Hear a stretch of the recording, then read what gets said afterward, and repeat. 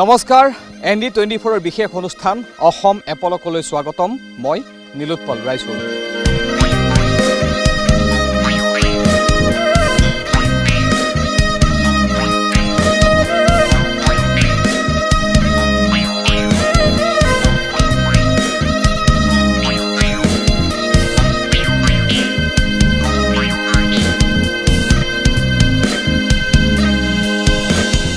অসম এপলক অনুষ্ঠানৰ জৰিয়তে আমি আপোনালোকক অভয়াৰণ্য ৰাষ্ট্ৰীয় উদ্যান বহু দেখুৱালো আজি আমি আপোনালোকক এনেকুৱা এখন বনাঞ্চল দেখুৱাম যিখন বনাঞ্চল যিখন অৰণ্য মানুহে নিজে গঢ় দি লৈছে 4000 বিঘা ভূমিত মানুহে নিজে সৃষ্টি কৰিছে এইখন অৰণ্য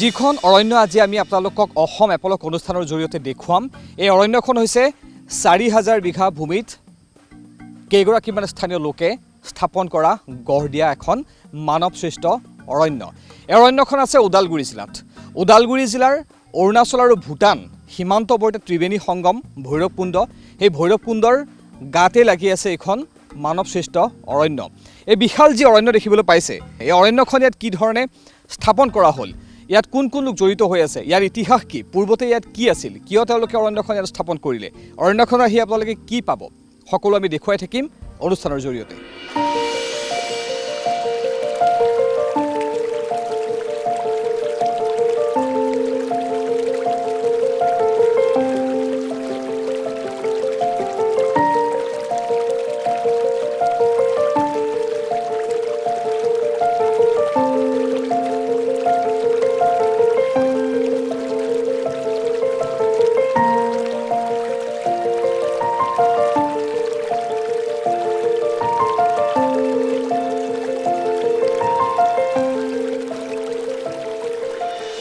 গেটচিমানী জইণ্ট ফৰেষ্ট মেনেজমেণ্ট কমিটি এই কমিটিখনে এই মানৱসৃষ্ট যিখন অৰণ্য আমি আপোনালোকক দেখুৱাই আছোঁ এই অৰণ্যখন তেওঁলোকে সংৰক্ষণ কৰিছে তেওঁলোকৰ উদ্যোগতে গঢ় লৈ উঠিছে এই অৰণ্যখন কি ধৰণে গঢ় লৈ উঠিল ইয়াৰ ইতিহাস কি সকলো আমি জানিম আমাৰ সৈতে আছে প্ৰিঞ্চন দৈমাৰী আৰু প্ৰিঞ্চন দৈমাৰী হৈছে এই যিখন জইণ্ট ফৰেষ্ট মেনেজমেণ্ট কমিটি এই কমিটিখনৰ প্ৰেছিডেণ্ট তেওঁ আমাক সকলো ক'ব এই অৰণ্যখনৰ বিষয়ে আপোনাক স্বাগতম আমাৰ এই অনুষ্ঠান অসম এপলকলৈ হয় মই এই গেটচিমানী মেনমেড ফৰেষ্টৰ সভাপতি হয় আমি এই ফৰেষ্টখন ফাৰ্ষ্টত আমি কেনেকৈ গঠন কৰিছিলোঁ বা বনালোঁ ইয়াৰ হিষ্টৰী বহুত আছে হিষ্টৰীটো এনেকুৱা যেতিয়া নেকি আমি ইয়াত আহিছিলোঁ তেতিয়া ইয়াত এটাও গছ গছনি নাছিলে আমি ইয়াৰ পৰা সম্পূৰ্ণ মানে অৰুণাচল ভূটান সম্পূৰ্ণ দেখা পোৱা আছিলে এনেকুৱা মুকলি জেগা আছিলে আৰু সেইটো জেগা মৰুভূমি নিচিনা পাথৰ আৰু বালুৰে ভৰি পৰা আছিল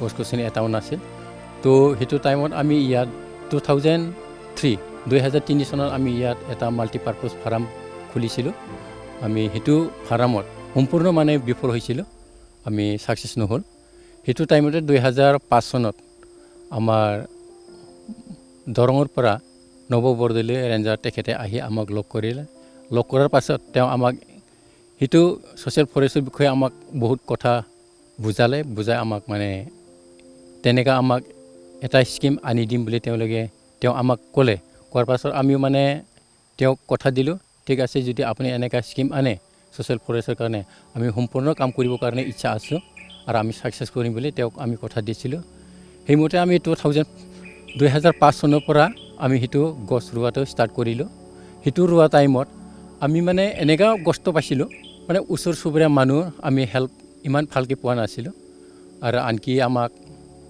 সেইটো ৰুই থকা অৱস্থাত 2006 চনত 6 চন আৰু 7 চন 8 চন এই 3 বছৰত আমাক মানে 3 বাৰ আমাৰ এই ফৰেষ্টখন জ্বলাই দিয়া হৈছিলে ৰোৱা টাইমত। বহু ইতিহাস আছে, আপোনালোকৰ বহু কষ্ট জড়িত হৈ আছে ফৰেষ্টখনত। আপুনি কৈছে ইতিমধ্যে 2003 চনত আপোনালোকে প্ৰথম চিন্তা কৰিছিলে ইয়াত গছপুলি ৰোপণ কৰিবলৈ, কিন্তু আপোনালোকে বিফল হৈছিল প্ৰথমতে। এওঁলোকে যেতিয়া 2003 চনত ইয়াত গছপুলি ৰোপণ কৰিবলৈ আহিছিল, যিখন অৰণ্য আপোনালোকে দেখিবলৈ পাইছে, কেমেৰাত থকা ভূপেনে সমগ্ৰ দৃশ্য বন্দী কৰিছে। ইয়াৰ যি ওখ ওখ বিৰিখ, ইয়াত টোটেল কিমান হাজাৰজোপা গছ আছে? আমাৰ ইয়াত টোটেল 14 লাখ পুলি ৰোৱা হৈছে। 14 লাখ গছ পুলি ইয়াত ৰুইছিল। 2013 চনত যেতিয়া তেওঁলোকে সপোন দেখিছিলে প্ৰকল্প গঢ় দিয়াৰ বাবে, সেয়া কাম কিন্তু সহজ তেওঁলোকৰ বাবে নাছিল। এই কাৰণেই বহু লোকে তেওঁলোকক সহায় কৰা নাছিল, স্থানীয় লোকসকলে তেওঁলোকক অধিকাংশ লোকে সহায় কৰা নাছিল। ইতিমধ্যে তেওঁ কৈছে যে অৰণ্যখনত যেতিয়া গছপুলি ৰোপণ কৰা হৈছিল 2003 চনত, সেই সময়ছোৱাত তিনিবাৰকৈ অৰণ্যখন জ্বলাই দিছিল। অৰ্থাৎ এই অঞ্চলৰ লোকসকল সেই সময়ত এই অৰণ্য, এই গছ বিৰিখক লৈ সচেতন নাছিল। আৰু যিটো অঞ্চলত এই গছ পুলি ৰোপণ কৰি আজি আপোনালোকে কেমেৰাত দেখিবলৈ বিশাল অৰণ্যখন গঢ় দিয়া হৈছে, পুনৰ কৈছোঁ, মানুহে সৃষ্টি কৰা অৰণ্য।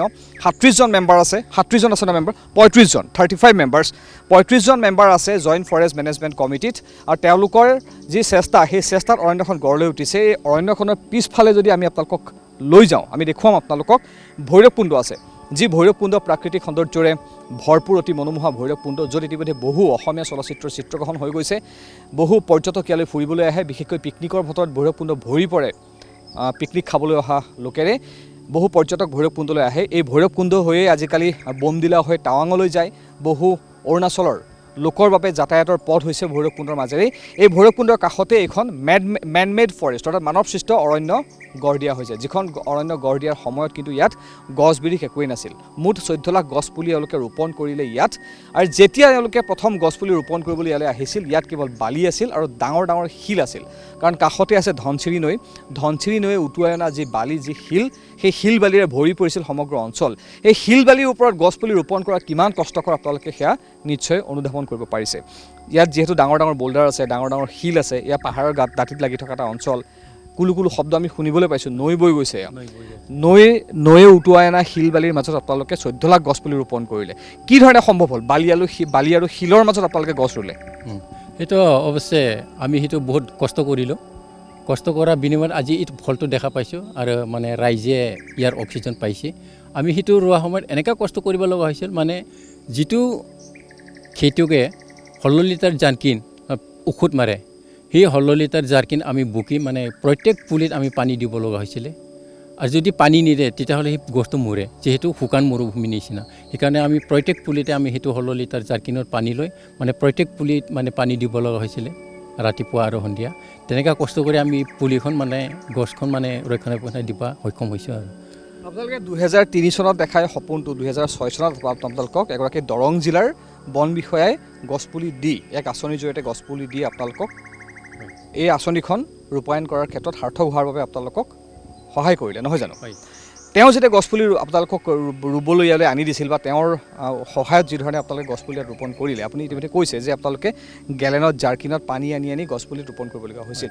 কিমান দূৰৰ পৰা আপোনালোক ইয়ালৈ আহে, সেই তেতিয়াৰ কথা কৈছোঁ। এতিয়া বহু সুচল হ'ল, আমি নিজেও গাড়ী লৈ ইয়ালৈ আহিছোঁ। কিন্তু সেই তেতিয়া আপোনালোকে যেতিয়া গছপুলি ইয়াত ৰোপণ কৰিবলৈ আহিছিল, নিশ্চয় এই ধৰণৰ পথ ইয়াত নাছিল। এই অৰণ্যখন যে দেখিবলৈ পাইছোঁ, দূৰ দূৰণিলৈ মানুহৰ কোনো বসতি নাছিল, কাৰণ মানুহৰ শব্দ শুনিবলৈ, মানুহৰ মাত শুনিবলৈ পোৱা ইয়াত নহৈছিল। কেৱল জীৱ জন্তু, বন্য জীৱ জন্তু, চৰাই চিৰিকটি মাত ইয়াত শুনিবলৈ পোৱা গৈছিল। সেই সময়ত আপোনালোকে পানী কিমান দূৰৰ পৰা আনিছিল, গছপুলি কিমান দূৰৰ পৰা আনিছিল, বা আপোনালোক নিজে কিমান দূৰৰ পৰা আহিছিল ইয়ালৈ? পোনপ্ৰথমে আমাৰ যিটো 6 চনত আমি ষ্টাৰ্ট দিছিলোঁ, সেইটো টাইমত আমাৰ ডিপাৰ্টমেণ্টৰ দৰং যিটো ৰেঞ্জাৰ নৱ বৰদলৈ, তেখেতে হোজাইলংকৰ পৰা পুলি আমাক আনি দিছিলে। তাৰ পৰা আমি পানীটো ইয়াৰ পৰা আমি 1.5 কিলোমিটাৰ দূৰৰ পৰা আমি পানীটো আনি খাব লগা হৈছিল আৰু পুলিত দিব লগা হৈছিল। এনেকুৱা অৱস্থা আমি পানী টানিব লগা হৈছিল। আৰু আনফালে যিটো আমি কষ্ট কৰিছিলোঁ, সেইটো টাইমত কিন্তু আমি কষ্ট নিচিনা পোৱা নাছিলোঁ। এটা আমাৰ সেইটো টাইমত আমি য়াং আছিলোঁ, সেইটো টাইমত আমি ফূৰ্তিৰে কাম কৰিছিলোঁ, আৰু আমাৰ ইচ্ছা আছিল আমি সেইটো ছাকচেছ কৰিম। এদিন হ'লেও মানে ইয়াত সম্পূৰ্ণ মানৱ ফৰেষ্ট আমি গঢ় দিব পাৰিম, আৰু আমাৰ অঞ্চলৰ যিটো অক্সিজেন কম হোৱা, সেইটো আমি সম্পূৰ্ণ আনিব পাৰিম বুলি আমাৰ আশা আৰু বিশ্বাস আছিল। আজি এই সম্পূৰ্ণ হৈ উঠাৰ কাৰণে আমি বহুত সুখী। এতিয়া আপুনি ভাবে যে আপোনালোকৰ যি কষ্ট, যি সপোন, সেয়া সাৰ্থক হৈছে? আপোনালোকে গঢ় দিব বিচৰা এই অৰণ্যখন সৃষ্টি হ'ল? আমি যিখিনি ইচ্ছা আছিলে সেইটো আমি গঢ় দিব পাৰিলোঁ, আৰু সম্পূৰ্ণ এতিয়াও আমাৰ সম্পূৰ্ণ হোৱা নাই, আৰু খালী মাটি বহুত আছে আৰু তেনেকুৱা মানে পাব্লিকে তেনেকুৱা মানে দখল কৰা বহুত মাটি আছে সেইটো যদি গভৰ্ণমেণ্টে আমাক সহায় কৰে আমি সেইটোও ৰুবৰ কাৰণে আমাৰ ইচ্ছা আছে এতিয়াও বাকী থকা এই অৰণ্যখনত যিমান খালী মাটি আছে সেই খালী মাটিত আপোনালোকে খালী হৈ থাকিব নিদিয়ে তাত গছপুলি আপোনালোকে ৰোপণ কৰি এই অঞ্চলৰ পাৰিপাৰ্শ্বিকতা ৰক্ষাৰ ক্ষেত্ৰত এক ভূমিকা আপোনালোকে গ্ৰহণ কৰি আহিছে আৰু আগলৈ আপোনালোকে কৰি যাব নহয় জানো এতিয়া এই ওচৰতে ভৈৰৱকুণ্ড আছে ভৈৰৱকুণ্ডত বহুত মানুহ পিকনিক খাবলৈ আহে ৰাজ্যখনৰ বিভিন্ন ঠাইৰ পৰা হাজাৰ হাজাৰ মানুহ পিকনিকৰ ছিজনত আহি আছে পিকনিকৰ ছিজন এয়া অক্টোবৰ মাহ নৱেম্বৰ ডিচেম্বৰ বা পিকনিকৰ ছিজন ষ্টাৰ্ট হ'ব বহু মানুহ আহে সেইসকল লোক অৱগত হয়নে আপোনালোকৰ এই যিখন মেন মেড ফৰেষ্ট য'ত আমি আছোঁ য'ত অনুষ্ঠান কৰিছোঁ আপোনালোকৰ এই অৰণ্যখন সম্পৰ্কে পিকনিক খাবলৈ অহা মানুহ অৱগত হয়নে বা কোনোবা আহেনে ইয়ালৈ যিসকলে মানে গছৰ প্ৰতি বা ফৰেষ্টৰ প্ৰতি মৰম থাকে তেওঁলোকে আহে চাই আমাৰ লগত আমাৰ হিষ্টৰী শুনি যায় কিন্তু যিসকলে এনেকুৱা ফৰেষ্ট বা জংঘল বা গছ গছনিত মৰম নাই তেওঁলোকে নাহে যিসকলে প্ৰাকৃতিক সৌন্দৰ্য ভাল পায় তেওঁলোকে আহে আমাৰ লগত আলোচনা কৰে আমাৰ অফিচত আহে আৰু আমাৰ যিটো হিষ্টৰী সেইটো তেওঁলোকে বুজিব আহে কিন্তু সকলোৱে নাহে কিন্তু আমি ইচ্ছা কৰোঁ যোনে আহে আহিব পাৰে আমাৰ কোনো বাধা নাই আমি সকলোকে মানে উৎসাহ দিব ইচ্ছা আছোঁ আৰু আমি যেনেকৈ কৰিছোঁ যেন আজি যিটো উঠি অহা যুৱচাম তেওঁলোকে যেন সেইটো কৰ্মটো লয় বা ব্যৱস্থাটো লয় গভৰ্ণমেণ্টৰ সহায় লৈ তেতিয়া আমিও তাত সহায় কৰাত আমি প্ৰস্তুত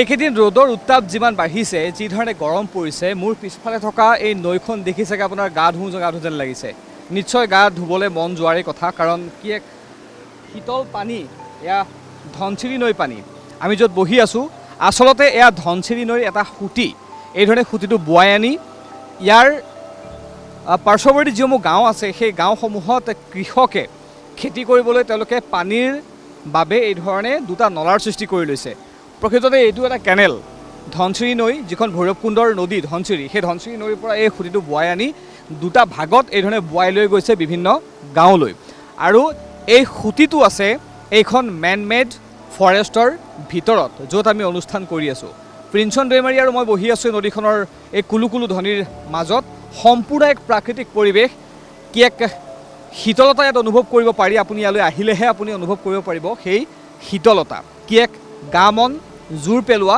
এক পৰিৱেশ আমি য'ত বহি আছোঁ সম্পূৰ্ণ এক প্ৰাকৃতিক পৰিৱেশ এয়া অৰুণাচল আৰু ভূটান পাহাৰৰ দাঁতিত থকা আপোনালোকৰ মানৱ সৃষ্ট আপোনালোকে নিজে সৃষ্টি কৰি লোৱা এই অৰণ্যখনৰ এটা প্ৰান্ত য'ত আমি বহি আছোঁ এয়া কেৱল পানী ইয়াত আছে কেৱল পানী আৰু শিল পাথৰ আছে কেৱল এই ধৰণৰ শিল আছে ইয়াত এই ধৰণৰ ডাঙৰ ডাঙৰ শিলেৰে পৰিপূৰ্ণ এই অঞ্চলটোত 14 লাখ গছপুলি এওঁলোকে ৰোপণ কৰিছিল সহজ কথা কিন্তু নহয় বালিৰ ওপৰত শিলৰ ওপৰত গছপুলি ৰোপণ কৰা এই অঞ্চলটোত কি ধৰণে শিল আহিছিল ধনশিৰি নৈখন যদিও ওচৰতে আছে এফালে আছে ধনশিৰি নৈ যদিও এইটো এটা সুঁতি কিন্তু আপোনালোকে সমগ্ৰ যে 4000 বিঘা ভূমিত গছপুলি ৰোপণ কৰিছে সেই অঞ্চললৈ এই শিল বোল্ডাৰ বালি কি ধৰণে গ'ল ইতিহাস কি আছে ইয়াৰ ইতিহাস সেইটোৱে 1979 চনত আমাৰ এইফালে জামপানী আৰু ধনশিৰি পানী সম্পূৰ্ণ মানে ফ্লাড হৈছিলে ফ্লাড হোৱাৰ টাইমত সেইটো সম্পূৰ্ণ মানে ফ্লাড হৈ গৈছিল এনেকুৱা ডাঙৰ পানী আহিছিল মানে ইয়াত কোনো মানে ৰক্ষা নাই আৰু এনেকুৱা এইটো ইয়াৰ পৰা মানে ফ্লাড হৈ পেলাই বানপানী হৈ পেলাই আপোনাৰ দৰং লালপুৰলৈকে সেইটো মানে ফ্লাড হৈ গৈছিল পানীটো 1979 চনত 1979 চনত হোৱা সেই বানপানীৰ ফলত তেতিয়াই এই সমগ্ৰ অঞ্চলটো শিল বালিৰে ভৰি পৰিছিল এতিয়া সেই অঞ্চলটোত আপোনালোকে এখন অৰণ্য সৃষ্টি কৰিম বুলি কিয় ভাবিলে শিল আৰু বালিৰ ওপৰত যদিও আপোনালোকে কৈছে এই অঞ্চলটোৰ পাৰিপাৰ্শ্বিকতা ৰক্ষাৰ ক্ষেত্ৰত যাতে অঞ্চলটোত অক্সিজেন লেভেল সদায় এটা বেলেঞ্চত থাকে সেইকাৰণে চিন্তা কৰি আপোনালোকে গছপুলি ৰোপণ কৰাৰ কথা চিন্তা কৰিলে, এখন অৰণ্য সৃষ্টিৰ কথা চিন্তা কৰিলে। কিন্তু ভূটান পাহাৰৰ ওচৰতে আছে, অৰুণাচল পাহাৰৰ ওচৰতে আছে, ধনশিৰি নৈ, ভৈৰৱকুণ্ড ওচৰতে আছে, ভৈৰৱকুণ্ড একেবাৰে গাতে লাগি আছে। তেনেকুৱা এটা প্ৰাকৃতিক পৰিৱেশৰ যি বিনন্দীয়া সৌন্দৰ্য, সেই সৌন্দৰ্যৰে পৰিপূৰ্ণ ঠাইত আৰু এখন অৰণ্যৰ সৃষ্টিৰ বাবে আপোনালোকে চিন্তা কি ধৰণে কৰিলে, কিয় কৰিলে? এইটো চিন্তা আমাৰ এনেকুৱা হ'ল, যেতিয়া দৰঙৰ যিটো ৰেঞ্জাৰ নৱ বৰদলৈ তেখেতে আমাক ইয়াত গছপুলি ৰোপণ কৰাৰ কাৰণে যেতিয়া পৰামৰ্শ দিছিলে, সেইটো টাইমত তেওঁ কৈছিলে অক্সিজেন বহুত পাব আৰু ইয়াৰ সৌন্দৰ্য বাঢ়িব আৰু ওচৰ চুবুৰীয়া যিটো গাঁও এইটো অক্সিজেন পূৰা পাব। বৰ্তমান ইয়াত অক্সিজেন নাই বুলি তেওঁ আমাক ক'লে। সেইটো চিন্তাত আমি কৰিলোঁ কি যদি অক্সিজেন আহিব সম্পূৰ্ণ, তেতিয়াহ'লে আমি সেইটো সম্পূৰ্ণ গছটো ৰোপণ কৰিম। ৰোৱাৰ পাছত আমাৰ যিটো ওচৰ চুবুৰীয়া যিটো অক্সিজেন কম হৈ গৈছে, সেইটো মানে আমাৰ মানৱে যথেষ্ট মানে ইয়াৰ উপকাৰ হ'ব বুলি আমি চিন্তা কৰিলোঁ। সেইমতে আমি ৰোৱাৰ পাছত যিটো আমাৰ ওচৰত যিটো গুমগাঁও, মাজৰগাঁও আৰু তেনেকুৱা ভৈৰৱকুণ্ড, সেইটো জেগাৰ মানুহ আমাক আজি ক'বলৈ ধৰিছে আপোনালোকে ৰোৱাৰ পাছত আমাৰ যিটো গাৰ যিটো চামৰা বা আমাৰ যিটো মুখ ফেচ, এইটো সম্পূৰ্ণ মানে এতিয়া তেলতেলীয়া হৈছে। এইটো গছ গছনি নোহোৱা সময়ত আমাৰ ইয়াত মানে নিয়ৰ বা শীত সেইটো পৰা নাছিলে আৰু ইয়াৰ যিটো খেতি কৰি যিটো ওলোৱা বা উৎপাদন কৰা ধান সেইটো মানে বোকা বোকা হৈছিলে। আজিকালি তেওঁলোকে আহি ফুৰিব আহে, কেতিয়াবা তেওঁলোকে আহি কয় আপোনালোকে ৰোৱাৰ পাছত আমাৰ ইয়াত নিয়ৰ পৰিব ধৰিছে, আমাৰ ধান এতিয়া মানে সোণালী ৰং হৈ গ'ল।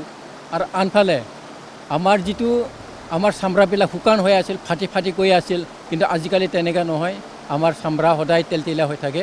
অক্সিজেনৰ ক্ষেত্ৰত নেকি কি হয় আমি নাজানো। আপোনালোকে গছ ৰোৱাৰ পৰা আমি এতিয়া বহু সকাহ পাইছোঁ।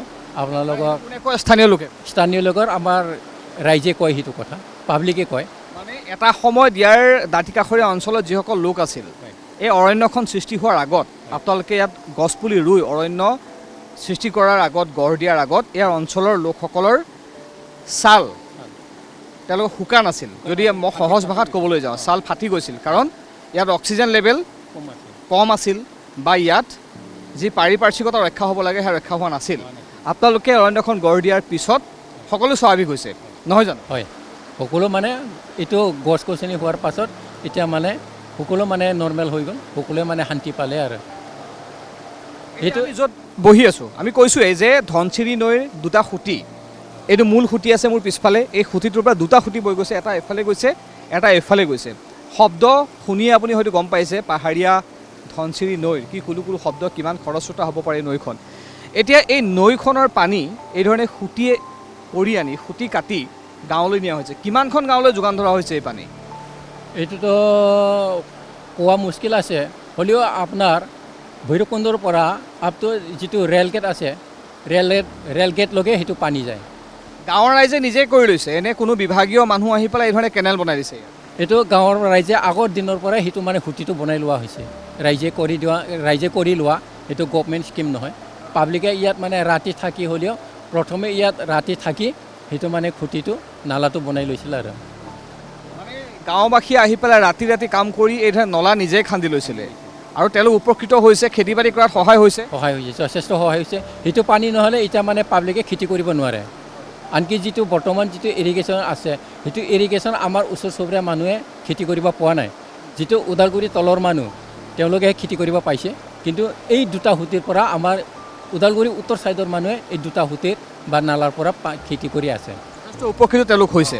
এতিয়া এই নদীখনৰ পানী, এই সুঁতি যিহেতু আপোনালোকৰ মেন মেড ফৰেষ্টৰ মাজেৰে পাৰ হৈ গৈছে, নিশ্চয় ইয়াত আপোনালোকৰ যিখন অৰণ্য মানে খুব সৌন্দৰ্যত সুৱগা চৰাইছে। ইয়াত সোণত সুৱগা চৰোৱা বুলি যাক কোৱা হয়, নহয় জানো?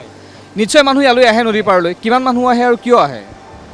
ইয়াত মানুহবিলাকে কিয় আহে মানে আমি যিটো দেখা পাইছোঁ, আমাৰ ভাৱেৰে কওঁ, আমাৰ যিটো সৌন্দৰ্য, এই সৌন্দৰ্যটো দেখা পায়ে মানুহবিলাক আহে। আৰু আনফালে যিটো ভৈৰৱকুণ্ডত পিকনিক খাব আহে, তেওঁলোকে এটা ফূৰ্তিত আহে। কিন্তু কিছুমানে ভৈৰৱকুণ্ডত যিটো পিকনিক স্পট তাত নোখোৱাকৈ আমি যিটো সুঁতিত বা নদীত আমি বহি আছোঁ, সেইটো জেগাতে কিছুমানে আহে পিকনিক খাবৰ কাৰণে, যিসকলে মানে বেছি হাই হাল্লা ভাল নাপায়। অলপ ভদ্ৰ মানুহ তেওঁলোকে ইয়াত আহি তেওঁলোকে পিকনিকটো খায়। এতিয়া আপোনালোকে যদি টুৰিজিমৰ কথা ভাবি আছে আপোনালোকৰ মেন মেড ফৰেষ্টখনক লৈ যদি ইয়াত পিকনিক খাবলৈ আহে, অপ্ৰিয় হ'লেও সত্য কথা, বহু লোকে পিকনিক খাবলৈ আহি মাদক দ্ৰব্য সেৱন কৰে, বিভিন্ন মাদক দ্ৰব্যৰ বটল ইয়াত পেলাই থৈ গুচি যায়। সেই ধৰণৰ কথাসমূহে, সেই ধৰণৰ ঘটনাসমূহে নিশ্চয় পাৰিপাৰ্শ্বিকতাৰ ক্ষেত্ৰত ইয়াত নেতিবাচক প্ৰভাৱ পেলাব। আপোনালোকে যিমান কষ্ট কৰি অৰণ্যখন গঢ় দিছে তাৰ সৌন্দৰ্য বিনষ্ট কৰিব, তাৰ যি পৰিৱেশ সেয়া বিনষ্ট কৰিব। আপোনালোকে কেতিয়াবা চিন্তিত হয়নে যদিহে ইয়ালৈ বহু মানুহৰ আগমন হৈ থাকে, যিহেতু অঞ্চলটো আপোনালোকৰ তত্বাৱধানত থাকে, এই আপোনালোকৰ এই অঞ্চলটোৰ মেন মেড ফৰেষ্টখনৰ পৰিৱেশ বিনষ্ট কৰিব বুলি আপোনালোকৰ শংকা হয়নে? শংকাটো হয়, কিন্তু শংকা হ'লেও আমি মানে সেইটো চিন্তা কৰিব লগা হয় যে মানুহ ফূৰ্তি কৰিব আহিছে, তেওঁলোকক আমি সুবিধাটো দিওঁ। আৰু যিসকলে ইয়াত পিকনিক খাব আহে তেওঁলোকক আমি আহি তেওঁলোকক বুজাওঁ, আপোনালোকে যদি যিয়ে নাখাওক, আপোনালোকে যিয়ে ফূৰ্তি নকৰক, প্লাষ্টিক বা বটল য'তে ত'তে নেপেলাব, একে জেগাত জমা কৰি থ'ব, সেইটো আমি চাফা কৰিম। আমি তেনেকৈ চাফা কৰি থৈ আছোঁ। আপোনালোকে এতিয়া দেখা পালে জেগাটো গম পাব, সৌন্দৰ্য হৈ আছে, চাফা হৈ আছে, ইয়াত বটল চটল দেখা নাপাব। আপোনালোকে ইয়াত নিতৌ আহি পেলাই চাফ চিকুণ কৰে এই বিভিন্ন অঞ্চল, আপোনালোকৰ অন্তৰ্গত বিভিন্ন অঞ্চললৈ আহে? হয়, আমি নিজে আমাৰ জেফেমচিৰ মানুহ সকলোৱে ইয়াত চাফা কৰে, বাহিৰা মানুহ চাফা নকৰে, আমাৰ মানুহে চাফা কৰে। আমি এণ্ট্ৰি ফিজ লওঁ, তাৰপৰা সিটোতে আমি সেইটো চাফা কৰোঁ। আপোনালোকে ইয়াত এণ্ট্ৰি ফিজ লয় মানে পৰ্যটক যেতিয়া ফুৰিবলৈ আহে, আৰু সেই পইচাখিনি আপোনালোকে ইয়াত যদি ক'বলৈ যাওঁ সামগ্ৰিকভাৱে যদি ক'বলৈ যাওঁ মেইনটেনেঞ্চৰ কামত খৰচ কৰে বা চাফ চিকুণ কৰি ৰখাৰ ক্ষেত্ৰত আপোনালোকে সেই পইচাখিনি খৰচ কৰে।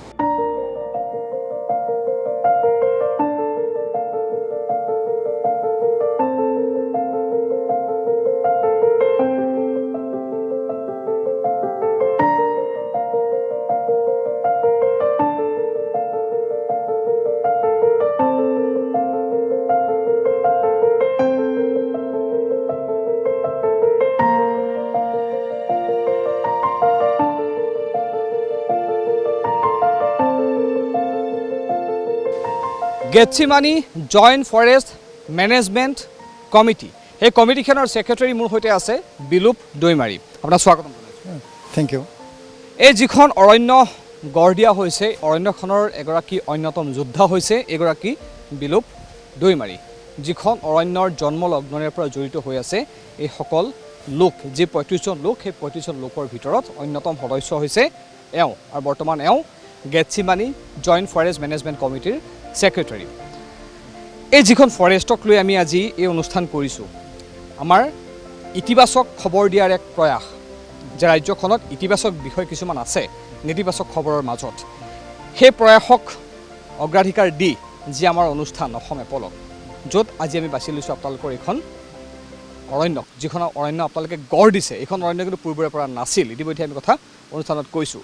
এতিয়া মোৰ আপোনালোকৰ প্ৰশ্নটো হৈছে যে যিখন অৰণ্য আপোনালোকে গঢ় দিছে, এই ক্ষেত্ৰত আপোনালোকে চৰকাৰ, বিভাগীয় কৰ্তৃপক্ষ, বিশেষকৈ বন বিভাগৰ কথাই যদি মই কওঁ, কিবা সঁহাৰি পাইছে? আপোনালোকক যিধৰণে গুৰুত্ব দিব লাগিছিল, যিধৰণে নীৰৱে আপোনালোকে প্ৰকৃতিৰ হৈ যুঁজ কৰি আহিছে, আপোনালোকে প্ৰাকৃতিক যোদ্ধা, প্ৰকৃতি ৰক্ষাৰ বাবে আপোনালোকে নীৰৱে কাম কৰি আহিছে, এই ক্ষেত্ৰত চৰকাৰ লগতে বিভাগীয় কৰ্তৃপক্ষই যিধৰণে গুৰুত্ব দিব লাগিছিল আপোনালোকক, সিমানখিনি গুৰুত্ব দিয়া বুলি আপোনাৰ অনুভৱ হয়নে, নে কিবা অভাৱ থাকি গৈছে? এতিয়া বৰ্তমানলৈকে আমি যিটো লগাইছে, লগোৱা যি ফাণ্ড দিছিল, সেই ফাণ্ডৰ পিছতো আমাক গুৰুত্ব দিয়া নাই নিচিনাই মোৰ চৰকাৰৰ ওপৰত মই দুখী কৰোঁ।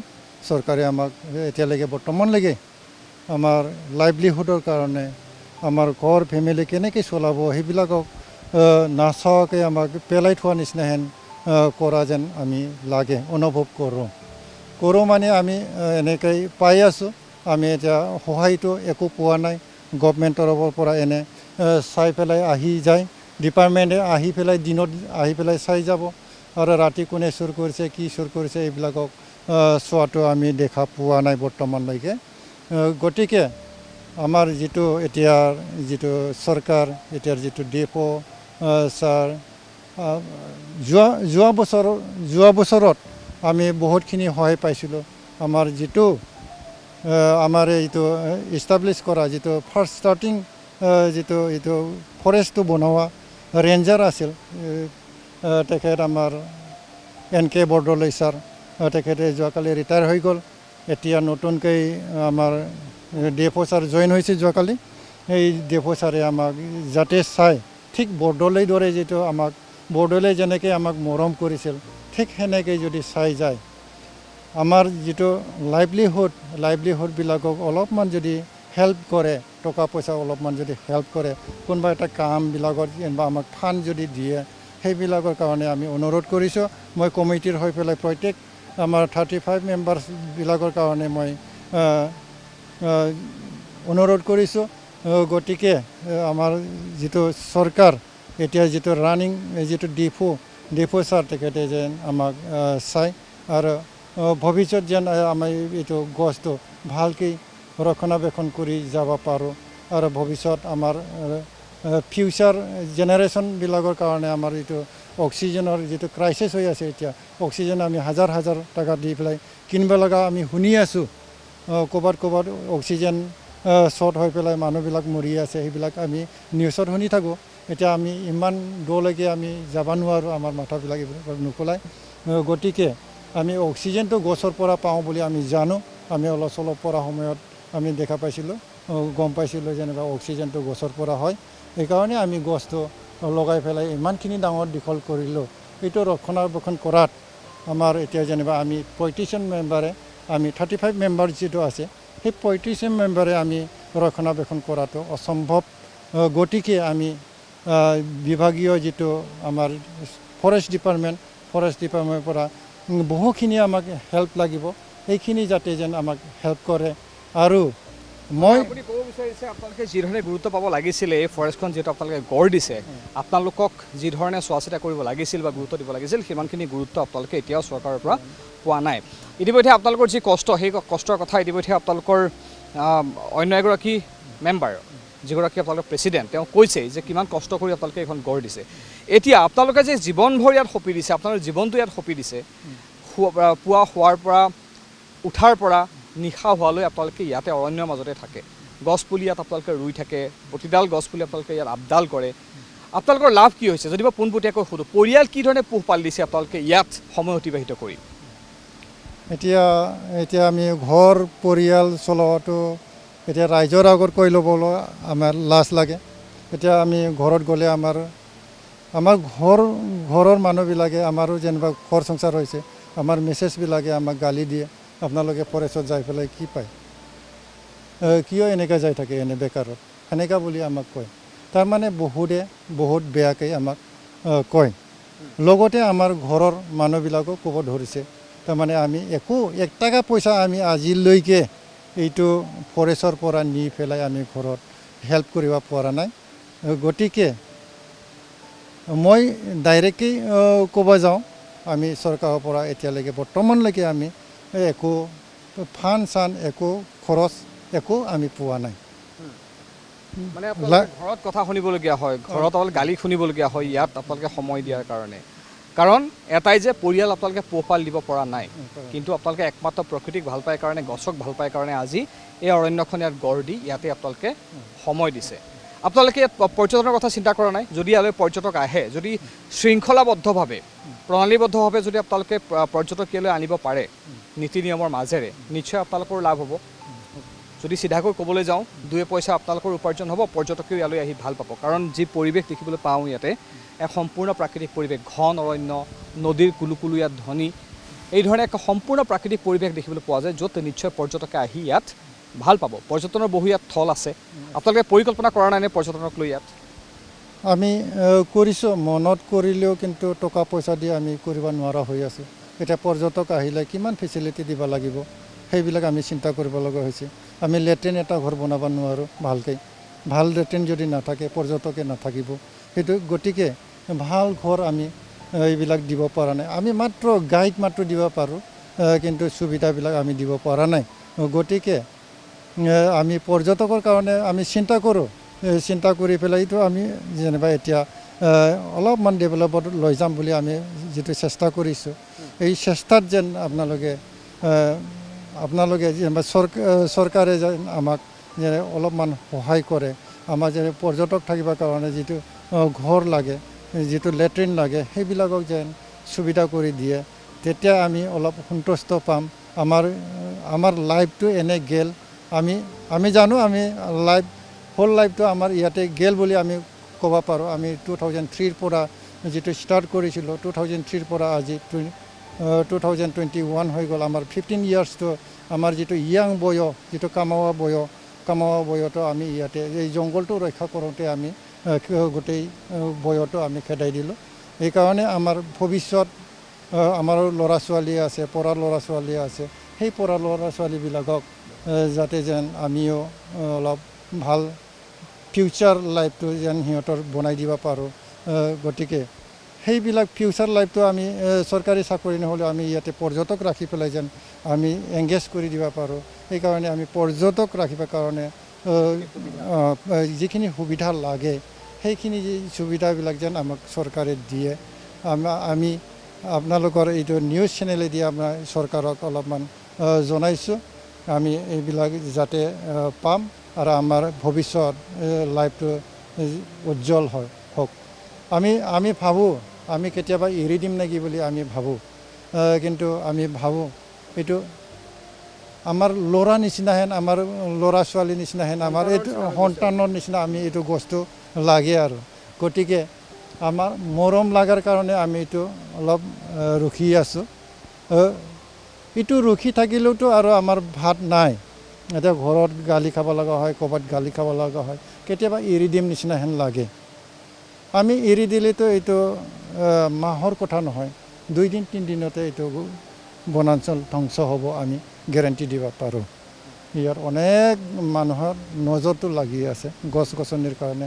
খৰিৰ পৰা বাটাম টক্টা বনোৱাৰ পৰা অনেক মানুহে ইয়াতে সোমাব। গতিকে আমি সেইবিলাকক প্ৰটেকশ্যন কৰিব গ'লেও আমাৰ বহুতখিনি টকা পইচাৰো দৰকাৰ হয়। আমি বাইক দৌৰাব লগা হয়, খাব লগা হয়। আমি খোৱা এতিয়ালৈকে এই বৰ্তমানলৈকে আমি ইমান ডাঙৰ গছ হোৱাৰ পিছতো আমি নিজৰ ঘৰৰ পৰা একমুঠি চাউল আনি পেলাই আমি ভাত খাই আছোঁ এইটো কেম্পত।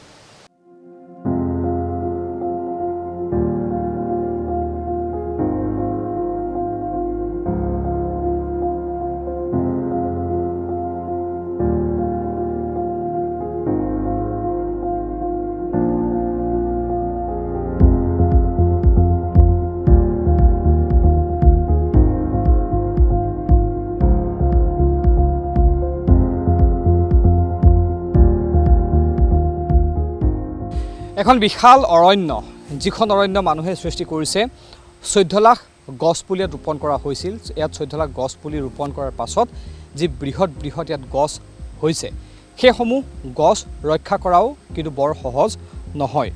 যিখন অৰণ্য আপোনালোকে গঢ় দিছে, এইখন অৰণ্যত ইমান গছ আছে, 14 লাখ গছ পুলি আপোনালোকে ৰোপণ কৰিছিল। সেই 14 লাখ গছ পুলিয়েই আছেনে নে কমিছে গছ? 14 লাখ পুলি গছ যিটো ৰুইছিলোঁ সেইটো আছে, আৰু তাৰ পৰাও কিছুমান নেচাৰেলি উঠি অহা আছে। এনে হিচাপত 14 লাখ বেছি হ'ব লাগে, কিন্তু আমি যিটো ৰোৱা 14 লাখ সেইটোৱে আমি হিচাপটো ৰাখি থৈছোঁ। আৰু আপোনালোকৰ যিটো হিচাপ 14 লাখ আপোনালোকে সেইটোকেই ধৰে হিচাপত। যা হওক বাৰু।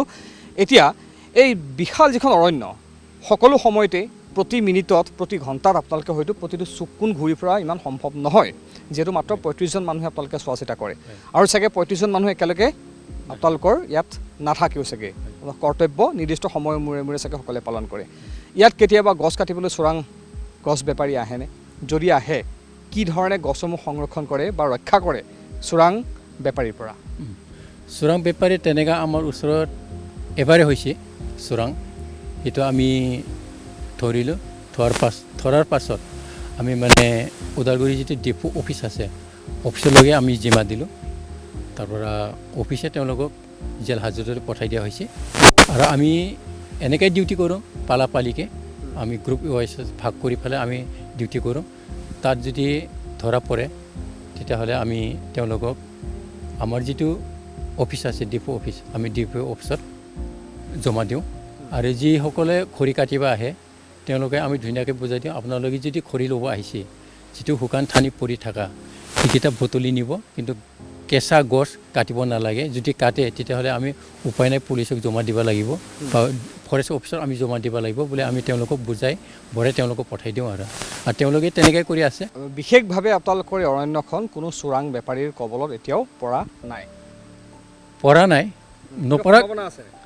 নপৰা কাৰণ সেইটোৱে যিহেতু মানুহে সৃষ্টি কৰা, সেইটো ক্ষেত্ৰত আজিলৈ ইমান চোৰাং কাঠ বেপাৰীয়ে অন্যায় কৰা নাই। কিন্তু মাজে সময়ে সোমাব চেষ্টা কৰে, আমাৰ ডিউটি সদায় মানে থকাৰ কাৰণে তেওঁলোকে আজিলৈকে তেনেকুৱা সক্ষম হোৱা নাই। আৰু যিখন অৰণ্য আমি দেখুৱাই আছোঁ, এই অৰণ্যখনত বহু লোকে হয়তো আশা কৰি আহিব, চাবলৈ ইয়াত হয়তো মন মেলিব বিভিন্ন জীৱ জন্তু। পাহাৰীয়া ওচৰতে আছে, ভৈৰৱকুণ্ড ওচৰতে লাগি আছে। এই অঞ্চলটো জনা যায় যে ইয়াত বনৰীয়া হাতীৰ বিচৰণ যথেষ্ট পৰিমাণে হয়। এতিয়া আপোনালোকে গঢ় দিয়া এইখন অৰণ্যৰ ভিতৰতো জীৱ জন্তু আহেনে? যদি আহে কি কি জীৱ জন্তু ইয়াত পোৱা যায়? আমাৰ ইয়াত জীৱ জন্তু পোৱা যায়, বিশেষকৈ হাতী আৰু তাৰপৰা গাহৰি, হৰিণ এইটো পোৱা যায়। কিন্তু কাজিৰঙা নিচিনা আমি তেনেকৈ এভেইলেবল আমি ইয়াত দেখা নাপাওঁ। এনেতো হাতী আৰু গাহৰি, হৰিণ এইকেইটাও সম্পূৰ্ণ এতিয়াও আছে ভিতৰত, আৰু বাকী বাঘ আহে মাজে মাজে অৰুণাচলৰ পৰা, কিন্তু এদিন বা দুদিন থাকি গুচি যায় তেনেকৈ মানে। এতিয়া যেতিয়া জীৱ জন্তু ইয়াত ওলায়, আপোনালোকে য'ত ইয়াত থাকে, আপোনালোকৰ পাল পাতি আপোনালোকে ডিউটি কৰে ইয়াত, সেই জীৱ জন্তুৰ পৰা ৰক্ষা পাবলৈ বা জীৱ জন্তুৰ যাতে একো ক্ষতি নহয় বা জীৱ জন্তুৱে যাতে আপোনালোকৰ ক্ষতি নকৰে, তাৰ বাবে বিভাগীয় ফালৰ মানে বন বিভাগৰ ফালৰ পৰা বিভিন্ন হয়তো নীতি নিয়ম আছে। সেইসমূহ নীতি নিয়ম আপোনালোকে কি ধৰণে পালন কৰে বা প্ৰশিক্ষণ দিয়া হৈছেনে আপোনালোকক? আমাক আজিলৈকে প্ৰশিক্ষণ তেনেকৈ দিয়া হোৱা নাই। তথাপি যিটো বন বিষয়াৰ পৰা যিটো আমাৰ গাইডলাইন আছে, এই গাইডলাইন মতে আমি মানে ৰক্ষণাবেক্ষণ দিওঁ। আৰু যিটো জীৱ জন্তু আহে সেইটোও আমি মানে গভমেণ্টৰ গাইডলাইন মতে আমি মানে চোৱা চিতা কৰোঁ। আৰু যিটো চোৰাং চিকাৰী আহে তেওঁলোককো আমি মানে আজিলৈকে ধৰিব পৰা নাই, কিন্তু আহে ইয়াত নিশ্চয় আহিব পাৰে, যিহেতু জীৱ জন্তু আছে, কিন্তু আমি আজিলৈকে পোৱা নাই। কিন্তু আমি ওচৰ চুবুৰীয়া গাঁৱৰ পৰা গম পাইছোঁ যে দুই এজন আহে, কিন্তু আজিলৈকে আমি তেনেকৈ ধৰিব সক্ষম হোৱা নাই। আমি চেষ্টা কৰি আছোঁ। নিশ্চয় লোকক কি আহ্বান জনাব আজি আমাৰ এই অনুষ্ঠানৰ জৰিয়তে? আপোনালোকৰ এই N24 নিউজৰ যোগেদি আমি সেইটো জনাওঁ যে যিসকলে চোৰাং চিকাৰী কৰে তেওঁলোকক আমি আহ্বান কৰিছোঁ আপোনালোকৰ থ্ৰুদি, যেন আমাৰ ফৰেষ্টত বা এই মানৱ বনোৱা ফৰেষ্টত যিটো জীৱ জন্তু আছে সেইটোৱে যেন স্বীকাৰ নকৰে। যদি পাৰে আপোনালোকে আমাৰ লগত যোগ দি সহযোগ দিব, সেইটো আমি অনুৰোধ কৰিছোঁ।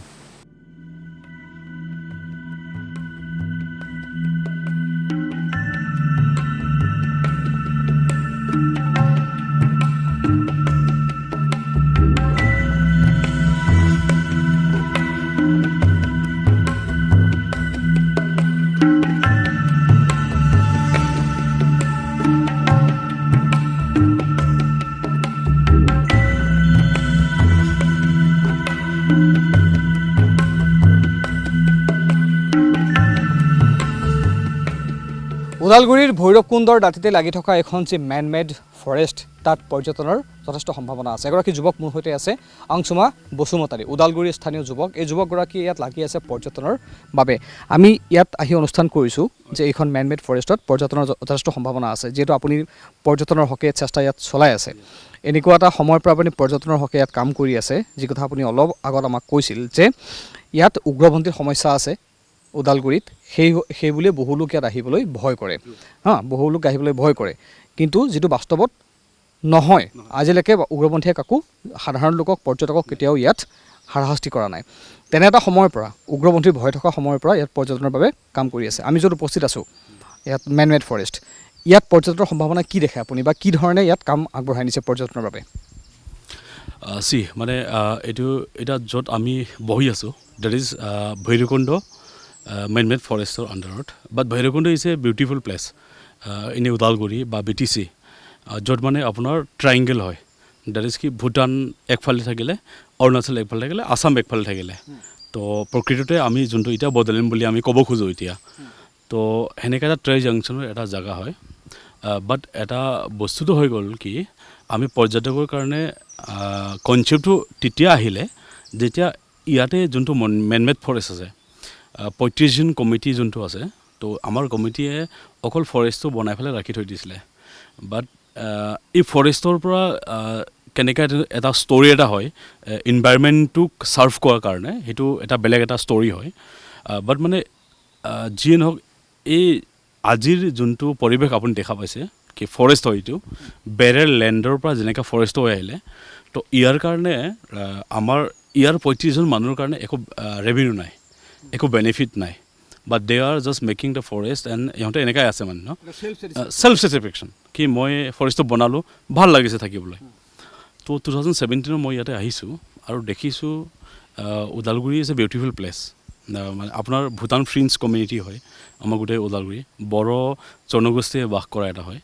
বাট ওদালগুৰিটো এটা মানে বেয়া ইম্পেক্ট এটা আছিলে when I was in the Guwahati মই গুৱাহাটীত যেতিয়া গৈছিলোঁ ফাৰ্ষ্ট টাইম ইউনিভাৰ্চিটি পঢ়িবলৈ বা এনেকুৱা ডেট টাইম কি ওদালগুৰি ল'ৰা বুলি ক'লে আপোনাৰ গুৱাহাটীত ৰুম ভাড়া দিব নোখোজে সেইটো এটা বেলেগ এটা ষ্টৰি হয় বিকজ ওদালগুৰিটো ইনচাৰ্জেঞ্চিৰ কাৰণে আপোনাৰ পেপাৰৰ বহুত মানুহে বহুত কিবা কিবি পঢ়ি থৈ দিছে হটস্পট বুলি আৰু ন বাট আমি এতিয়া ইউথবিলাকে ন এতিয়া আহি উঠি অহা নতুন প্ৰজন্মই এইটো একচেপ্ট কৰিব নোৱাৰোঁ বিকজ আমি সেইটো একচেপ্ট এইটো কাৰণে কৰিব নোৱাৰোঁ বিকজ আমাক ফ্ৰীডম এটা লাগে নহয় গুৱাহাটীও আমাৰ অসমৰে জেগা হয় দিল্লীও আমাৰ অসমৰ জেগা হয় কি ওদালগুৰিৰ কাৰণে আমি বেলেগ ট্ৰিটমেণ্ট আমি পাব নোৱাৰোঁ তো সেইটোৰ কাৰণে মই কি চিন্তা কৰিলোঁ কি ইয়াতে যিহেতু অপৰচুনিটি আছে মানে টুৰিজমৰ কাৰণে তো মই তেতিয়া বালিপাৰা ফাউণ্ডেশ্যনত মই কাম কৰি আছিলোঁ তো বালিপাৰা ফাউণ্ডেশ্যনৰ মানুহবিলাকে মোক হেল্প কৰিলে আৰু ইয়াতে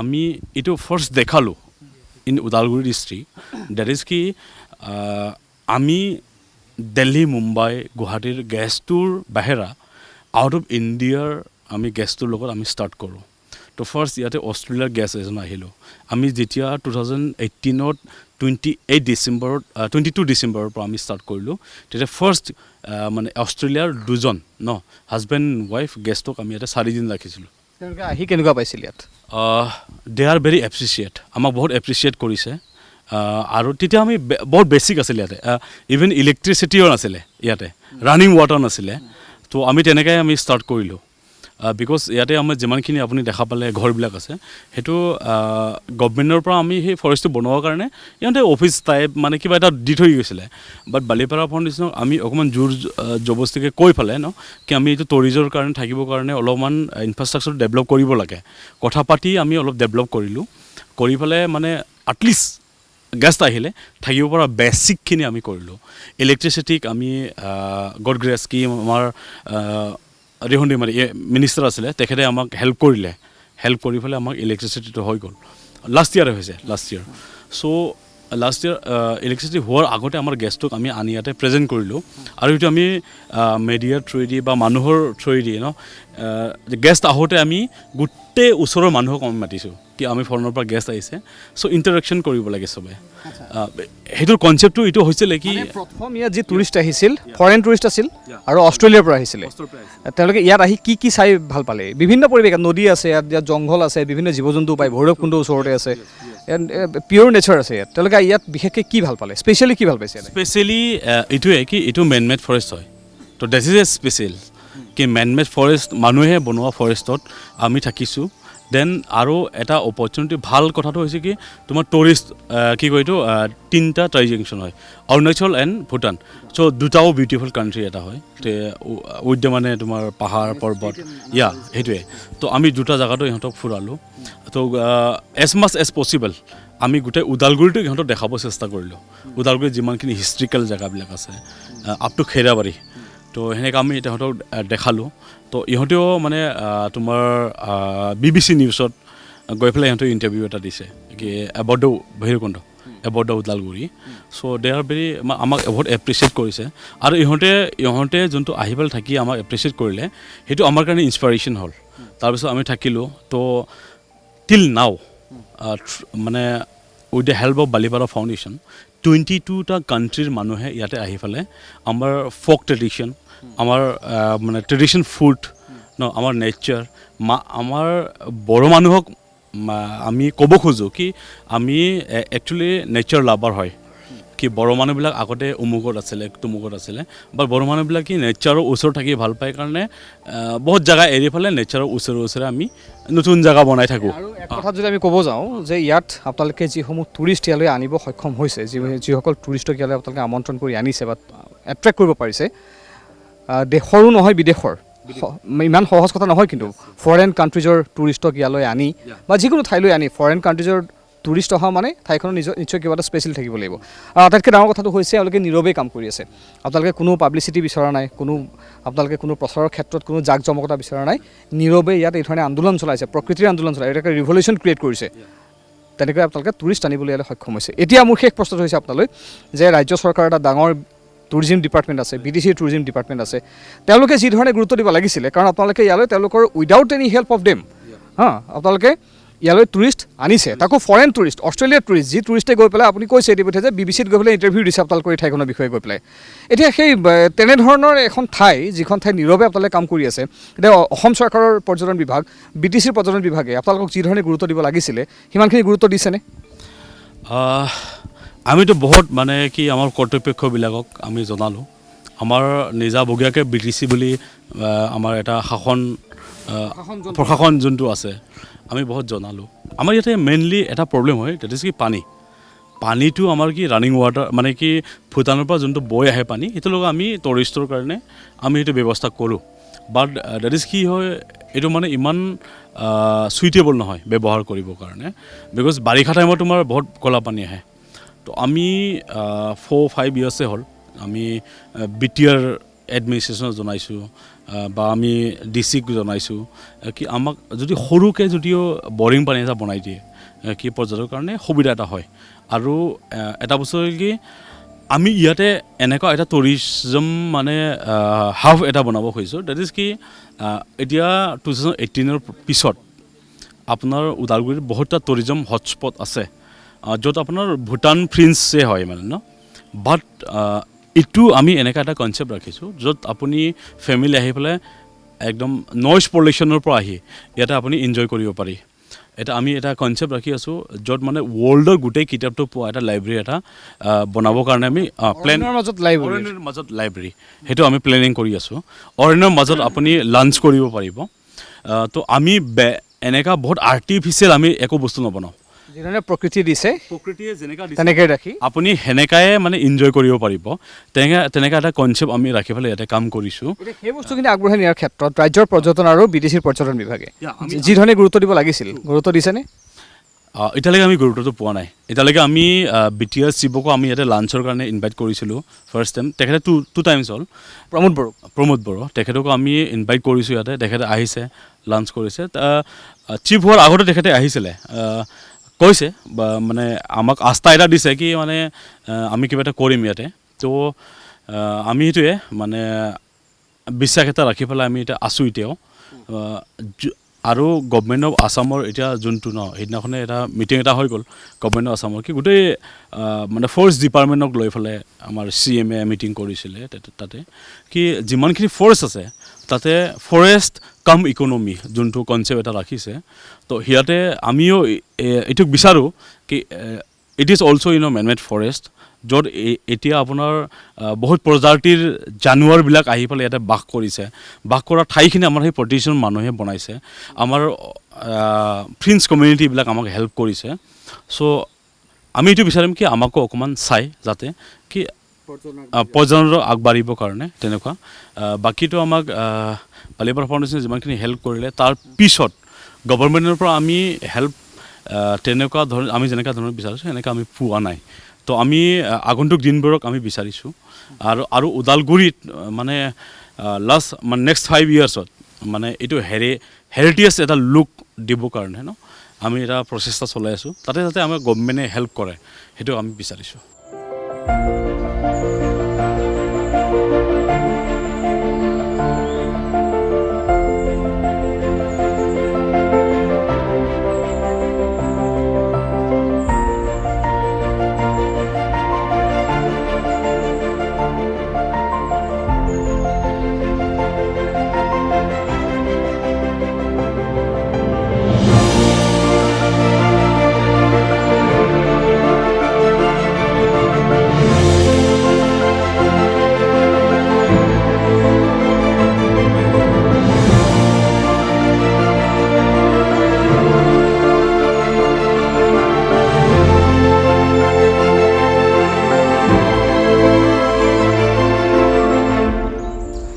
কি এক সুন্দৰ পৰিৱেশ আপোনালোকে দেখিবলৈ পাইছে ইয়াত এই মানৱসৃষ্ট অৰণ্যখনত ইয়াত পৰ্যটনৰ যথেষ্ট সম্ভাৱনা আছে আমাৰ অসম এপলক অনুষ্ঠানৰ উদ্দেশ্যই যেহেতু হৈছে পৰ্যটনৰ সম্ভাৱনা থকা ঠাইসমূহ আপোনালোকক চিনাকি কৰি দিয়া সেই ঠাইসমূহৰ সম্ভাৱনীয়তাৰ লগতে সেই ঠাইসমূহে সন্মুখীন হৈ অহা বিভিন্ন অসুবিধাও আমি আপোনালোকক অৱগত কৰাওঁ বা চৰকাৰৰ ঘৰলৈ আমি লৈ যোৱাৰ চেষ্টা কৰোঁ সেই ঠাইসমূহৰ অসুবিধাসমূহো লগতে এই ঠাইসমূহ কি ধৰণে পৰ্যটনৰ ক্ষেত্ৰত সম্ভাৱনাপূৰ্ণ সেয়া মূলতঃ আমি দেখুৱাৰ চেষ্টা কৰোঁ আমি য'ত বৰ্তমান আছোঁ ওদালগুৰি জিলাৰ ভৈৰৱকুণ্ডৰ এখন মানৱসৃষ্ট অৰণ্যত এই অৰণ্যখনৰ ভিতৰত পৰ্যটনৰ যথেষ্ট সম্ভাৱনা আছে এইসকল লোক যেহেতু জড়িত হৈ আছে এই অৰণ্যখন সৃষ্টিৰ প্ৰথমৰে পৰা এইসকল লোকৰ উদ্যোগত এইসকল লোকৰ প্ৰতিপালনত এখন অৰণ্য গঢ় লৈ উঠিছে এই অৰণ্যখনত এওঁলোকে পৰ্যটন বিকাশৰ বাবেও চেষ্টা চলাইছে কি ধৰণে চেষ্টা চলাইছে সেয়া আমি আপোনালোকক দেখুৱাম তাৰ পূৰ্বে মই এটা দৃশ্য আপোনালোকক দেখুৱাৰ চেষ্টা কৰিছোঁ এয়া দেখিবলৈ পাইছে দমে দমে এয়া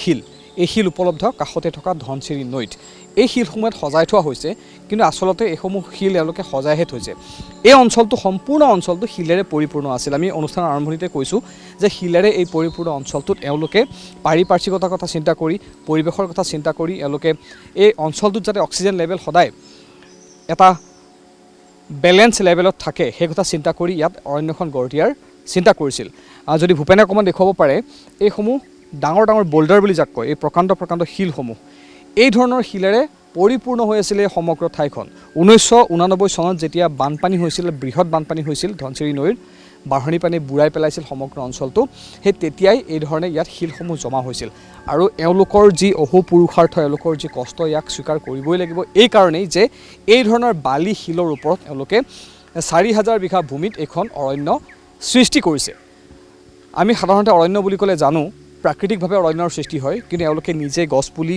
ৰুই ইয়াত গছপুলি এওঁলোকে ৰুইছে 14 লাখ গছপুলি এডাল দুডাল 1000 2000 নহয় 14 লাখ গছপুলি এওঁলোকে ইয়াত ৰুই এই বৃহৎ অৰণ্যখন সৃষ্টি কৰি লৈছে লগতে আমি আপোনালোকক অনুষ্ঠানতে দেখুৱাৰ চেষ্টা কৰিলোঁ এখন সৰু নাৰ্চাৰী যিখন নাৰ্চাৰীত থকা গছপুলি তেওঁলোকে এতিয়াও ৰুই থাকে এই অঞ্চলটোৰ বিভিন্ন খালী ঠাইত পৰ্যটনৰ বাবে এওঁলোকে কি কৰিছে সেয়া আমি আপোনালোকক দেখুৱাৰ চেষ্টা কৰিছোঁ মোৰ পিছফালে এটা ঘৰ ইয়াত নিৰ্মাণ কৰি থকা হৈছে ভূপেনে দেখুৱাব সেই ঘৰটো এই ঘৰটো হৈছে ৰেষ্টুৰেণ্ট এওঁলোকে এধাপ এধাপকৈ আগুৱাইছে পৰ্যটনৰ ক্ষেত্ৰত এই ঠাইখনক আগুৱাই লৈ যোৱাৰ বাবে সাধাৰণতে ভৈৰৱকুণ্ড বুলি ক'লে পিকনিকৰ বাবে বিখ্যাত বহু পিকনিকাৰ্ছ ইয়ালৈ আহে কিন্তু পৰ্যটন পিকনিক আৰু পৰ্যটন মই পূৰ্বৰ অনুষ্ঠানতো কৈছোঁ এতিয়াও কওঁ যে পিকনিক আৰু পৰ্যটনৰ মাজত যথেষ্ট পাৰ্থক্য আছে সেই পৰ্যটন কিন্তু এতিয়াও ইয়াত গঢ় লৈ উঠাৰ বাবে বহুতো ইয়াত বহুতো অভাৱ ইয়াত আছে পৰ্যটনৰ বাবে ঠাইৰ অভাৱ ইয়াত নাই প্ৰাকৃতিক সৌন্দৰ্যৰ অভাৱ ইয়াত নাই কিন্তু ইয়াত সজাগতাৰ সচেতনতাৰ অভাৱ আছে পৰ্যটনক লৈ কিন্তু এইসকলো যথেষ্ট সচেতন এওঁলোকে পৰ্যটনৰ বাবে চিন্তা চৰ্চা কৰিছে এটা ঘৰ এই ঘৰটো দেখুৱাব ভূপেনে আচলতে এই ঘৰটো হৈছে ৰেষ্টুৰেণ্ট এওঁলোকে ইয়াত ৰেষ্টুৰেণ্ট এই ধৰণে নিৰ্মাণ কৰিছে পৰ্যটক ইয়ালৈ আহিলে যাতে খুব সুন্দৰকৈ পৰ্যটকক আপ্যায়ন কৰিব পাৰি তাৰ বাবে তেওঁলোকে এই ঘৰটো এই ৰেষ্টুৰেণ্টখন ইয়াত এই জংঘলৰ মাজত নিৰ্মাণ কৰিছে আৰু ৰেষ্টুৰেণ্টখনৰ পিছফালে যদি শুনিবলৈ পাইছে কিমান দূৰ শুনিব পাইছে নাজানো ৰেষ্টুৰেণ্টখনৰ পিছফালে এখন নৈ আছে নৈৰ যি শব্দ যি কুলু কুলু ধ্বনি সেয়া স্পষ্ট হৈ আছে মোৰ কাণত আৰু এইখন ৰেষ্টুৰেণ্ট সম্পূৰ্ণ হৈ উঠাৰ পিছত যেতিয়া পৰ্যটক আহিব ইয়াত যেতিয়া খাদ্য গ্ৰহণ কৰিব নৈৰ যি কুলু কুলু ধ্বনি সেই ধ্বনিৰ লহৰত সেই ধ্বনি শুনি শুনি ইয়াত খাদ্য গ্ৰহণ কৰিব পাৰিব আপোনালোকে ৰেষ্টুৰেণ্টখন কেতিয়া নিৰ্মাণ কৰিছে আৰম্ভ কেতিয়া কৰিছে আমি ৰেষ্টুৰেণ্ট 2007 চনৰ পৰা আমি ষ্টাৰ্ট কৰিছিলোঁ এই 2017 পৰা 2017 চনৰ পৰা আমি ৰেষ্টুৰেণ্ট একেবাৰে টুৰিজিমটো ষ্টাৰ্ট কৰিছিলোঁ ষ্টাৰ্ট কৰাটো আমাৰ এনেকুৱা আছিলে ফাৰ্ষ্টত আমি সেইটো ষ্টাৰ্ট দিব পৰা নাছিলে যেতিয়া নেকি 2017 চনত বালিপাৰা ফাউণ্ডেশ্যন NGO আহিল তেওঁলোকে আহি আমাৰ লগত বহি আলোচনা কৰি আমাক এই টুৰিষ্টটো খুলিবৰ কাৰণে তেওঁলোকে আমাক সহায় সুবিধা আগবঢ়ালে উৎসাহ দিলে আৰু তেওঁলোকে নিজে ইয়াত আমাৰ লগত বহি এই টুৰিষ্ট প্লেচটো তেওঁলোকে স্থাপন কৰিলে আৰু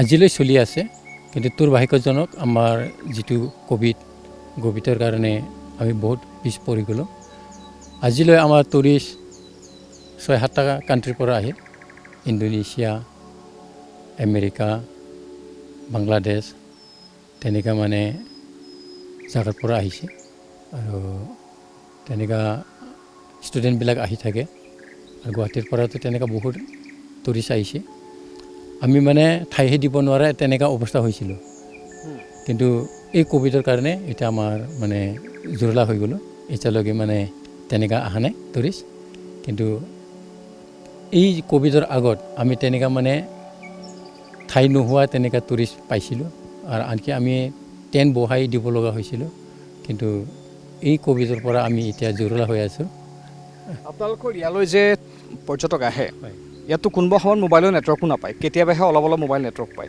যোগাযোগ কি ধৰণে কৰে কাক যোগাযোগ কৰি পৰ্যটক ইয়ালৈ আহে বা ঠাইখনৰ বিষয়ে কি ধৰণে অৱগত হয় তাৰমানে যোগাযোগ আমাৰ প্ৰেচিডেণ্ট ছেক্ৰেটাৰীৰ লগত কৰে আৰু আমাৰ গুগলত আছে গুগলত চাৰ্চ কৰিলে গুগলত কি বুলি চাৰ্চ কৰিব আপোনালোকে এইটো মেন মেড ফৰেষ্ট গেটচিমানি মেন মেড ফৰেষ্ট বুলি গুগলত চাৰ্চ কৰিলে আপোনালোকে পাই যাব আৰু আনফালে আমাৰ লগত কণ্টেক্ট কৰে আৰু আমি আমাৰ যিটো ইয়াত অফিচত ইনচাৰ্জ একজন আছে সুনীল বড়ো তেখেতে চোৱা চিতা কৰে টুৰিষ্টক আৰু তেওঁৰ লগতো কণ্টেক্ট হয় আমাৰ লগতো কণ্টেক্ট হয় কেতিয়াবা কিন্তু নেটৰ কাৰণে মানে কণ্টেক্ট কৰিব নোৱাৰা হৈ যায় যেতিয়া টুৰিষ্ট ইয়ালৈ আহে আহিব বিচাৰে কি ধৰণে আপ্যায়ন কৰে ইয়াত টুৰিষ্টে আহি কি ভাল পায় তেওঁলোকে কি চাবলৈ বা কি বিচাৰি ইয়ালৈ আহে আপোনালোকক কি সোধে ঠাইখনৰ বিষয়ে আমাৰ ইয়াত যিকেইটা টুৰিষ্ট আহিছে আমাৰ ইয়াত যিটো সৌন্দৰ্য প্ৰাকৃতিক সেইটো তেওঁলোকে উপভোগ কৰে আৰু লগতে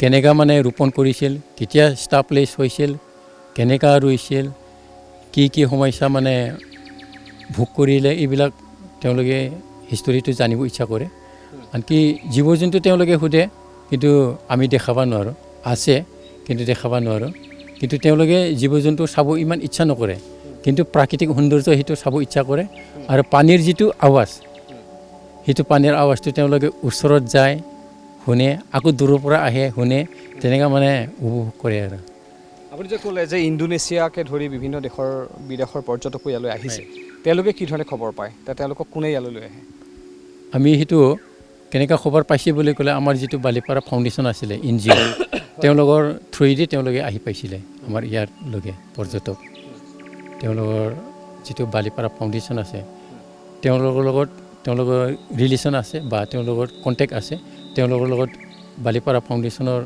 কেম্পত তেওঁলোকৰ যায় তেওঁলোকৰ থ্ৰুৱেদি আমাৰ ইয়াত পৰ্যটক আহি পাইছে ইণ্ডোনেছিয়া আমেৰিকা এই জেগাৰ পৰা আপোনালোকে যেতিয়া ইয়াত গছপুলি ৰুইছিলে 2013 চনত যেতিয়া ভাবিছিল 2006 চনৰ পৰা আপোনালোকে অলপ বন বিভাগৰ ফালৰ পৰা সহায় পাইছিলে সেই তেতিয়াৰ পৰা তেতিয়া আপোনালোকে ভাবিছিলে যে এই ঠাইখন কেতিয়াবা পৰ্যটনস্থলী হ'ব কেৱল ইয়াৰ নহয় বিদেশৰ পৰ্যটক ইয়ালৈ আহিব বুলি ভাবিছিলনে তেতিয়া আমি তেনেকুৱা কল্পনাই কৰা নাছিলোঁ এনেকুৱা যি মানে বিদেশৰ পৰা পৰ্যটক আহিব আমি সপোনতো ভবা নাছিলোঁ কিন্তু আজি যে মানে তেনেকুৱা পৰ্যটক আহি পাইছে অকল আমাৰে গৌৰৱ নহয় আমি বিশ্বাস কৰোঁ আমাৰ আসামৰ কাৰণে গৌৰৱ সেইটো আমি বিশ্বাস কৰোঁ আৰু যদি আমাৰ আসাম গভৰ্ণমেণ্টে যদি আমাক যদি কিছু সহায় কৰে আমি পৰ্যটকস্থলীও ভালদৰে কৰিব পৰা সক্ষম হ'ম সেই কথাটো আপোনাক সুধিম বুলি ভাবিছিলোঁ অসম চৰকাৰৰ এটা ব্যাগুম পৰ্যটন বিভাগ আছে লগতে BTC প্ৰশাসনৰ এটা ব্যাগুম পৰ্যটন বিভাগ আছে অসম চৰকাৰৰ পৰ্যটন বিভাগ BTC পৰ্যটন বিভাগে কেতিয়াবা ঢুকি পাইছেনে আপোনালোকৰ এই মেনমেড ফৰেষ্টখন তেওঁলোকে কেতিয়াবা জানেনে যে পৰ্যটক ইয়ালৈ আহিব পাৰে বা বিদেশী পৰ্যটক ইয়ালৈ আহিছে বুলি আপোনালোকৰ খবৰ ৰাখিছেনে তেওঁলোকে আজিলৈকে তেনেকুৱা খবৰ ৰখা নাই কিন্তু কাগজে কলমে তেওঁলোকে পাইছে কিন্তু আমাৰ এই যিটো মেনমেড ফৰেষ্ট তাত যে পৰ্যটক আহে ইয়াত যে টুৰিষ্ট এটা হ'ব লাগে তেওঁলোকে আজিলৈকে চিন্তা কৰা নাই হয়তো তেওঁলোকে কল্পনা কৰি পোৱা নাই তেওঁলোকে আহি পোৱা নাই যেতিয়া তেওঁলোকে আহি চাব তেতিয়া তেওঁলোকে নিশ্চয় বুজি পাব নিশ্চয় সহায় কৰিব বহু বছৰ হ'ল 2013 চনৰ পৰা এই কাম কৰি আছে নিজে গছপুলি 2003 চনৰ পৰা ইয়াত কাম কৰি আছে নিজে গছপুলি ৰুই 14 লাখ গছপুলি ৰোপণ কৰি বৃহৎ অৰণ্যখন সৃষ্টি কৰিছে য'ত জীৱ জন্তু ঠাই পোৱাৰ লগতে পৰ্যটক ইয়ালৈ আহিবলৈ আৰম্ভ কৰিছে ইয়ালৈ যিয়ে আহিব সিহে অনুভৱ কৰিব পাৰিব যে কি এক সুন্দৰ পৰিৱেশে বিৰাজ কৰে সমগ্ৰ অঞ্চলটিত সম্পূৰ্ণ এক প্ৰকৃতিৰ যি নিভাঁজ পৰিৱেশ সকলো আপুনি ইয়াত উপলব্ধ সকলো আপুনি ইয়াত পাব এতিয়া পৰ্যটন বিভাগে কাগজে কলমে বহু আঁচনিৰ কথা কয় বহু আঁচনি ব্যাগুম আঁচনি তেওঁলোকে কোটি কোটি টকীয়া আঁচনিৰ কথা কয় কিন্তু অতি পৰিতাপৰ কথা যে আপোনালোকৰ দৰে স্থানীয় লোকসকল যিসকল লোকে সঁচাকৈয়ে পৰ্যটন প্ৰকৃতিৰ বাবে লাগি আছে সেইসকল লোকক ঢুকি পোৱা নাই। আপুনি আজি আমাৰ অনুষ্ঠানৰ জৰিয়তে ৰাজ্য চৰকাৰৰ পৰ্যটন বিভাগ, পৰ্যটন মন্ত্ৰী, BTC পৰ্যটনৰ EM তেওঁলোকক কি আহ্বান জনাব? আপোনাৰ লগত থ্ৰু দিয়ে মই সেইটো আহ্বান জনাওঁ, যিটো পৰ্যটক, যিটো EM আছে বা মিনিষ্টাৰ আছে বা BTRৰ যিটো EM আছে, তেওঁলোকক মই আপোনালোকৰ থ্ৰু দি জনাওঁ যে আপোনালোকে অলপ চকু মিলি যেন আমাৰ এই মেড ফৰেষ্টটো চাই পৰ্যটকৰ কাৰণে কিছু সাহাৰ্য কৰে, বা আপোনালোকে নিজে মানে মানুহ পঠাই বা কোম্পানী পঠাই আমাৰ পৰ্যটনস্থলী যেন কৰি উঠায়। আৰু আনফালে গভমেণ্টৰ যিটো আঁচনি, সেই আঁচনি মতে এদিন যেন আমাৰ এই মেড ফৰেষ্ট পৰ্যটকস্থলী হয় ৰাষ্ট্ৰীয় হিচাপে, সেইটো আমি আশা কৰোঁ। আমিও কামনা কৰিছোঁ যাতে আপোনাৰ যি আশা, এইসকল খাটি খোৱা সহজ সৰল মানুহৰ যি আশা, যিসকল মানুহে প্ৰকৃতাৰ্থত প্ৰকৃতিৰ বাবে কাম কৰি আছে, যিসকল মানুহে প্ৰকৃতাৰ্থত পৰ্যটন বিকাশৰ বাবে কাম কৰি আছে, সেইসকল লোকৰ আশা যাতে বাস্তৱত ৰূপায়িত হওক। চকু মেলি চাওক অসম চৰকাৰৰ পৰ্যটন বিভাগ, BTCৰ পৰ্যটন বিভাগে, যাতে তেওঁলোকৰ ব্যাগুম কোটিটকীয়া যিসমূহ আঁচনি আছে পৰ্যটনৰ, সেয়া যাতে অকল কাগজতেই সীমাবদ্ধ হৈ নাথাকে।